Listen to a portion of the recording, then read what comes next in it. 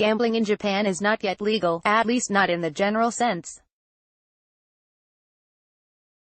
Horse racing and pachinko machines are a dime a dozen, but you won't see any casinos in the land of the rising sun, at least not yet.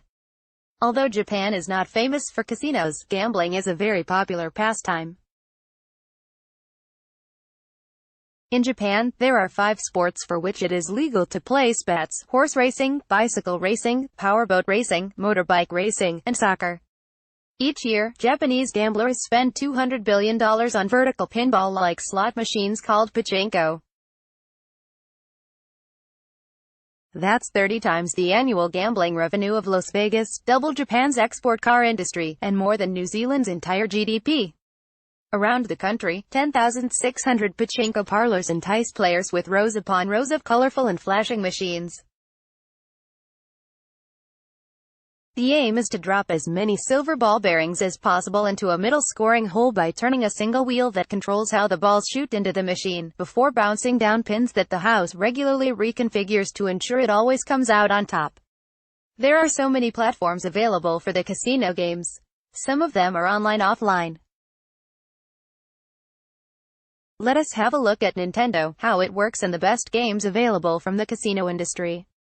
The company has, after all, played a key role in developing the entertainment industry.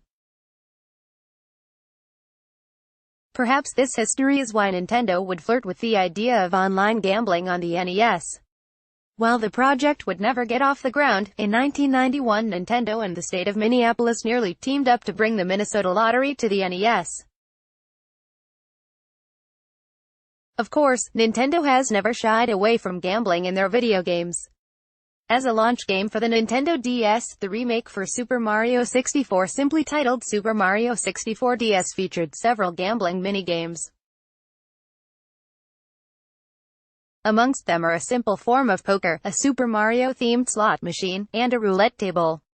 When New Super Mario Bros. Released 2 years later, many of the same gambling mini-games were copied exactly from Super Mario 64 DS. This was a welcome addition as many players put as much time into the minigames as the game itself. With the passing of time, the gambling and gaming industry has exhibited numerous transformations over the course of the past decades. Now, in the modern world, these changes remain and have evolved to include technological advancements.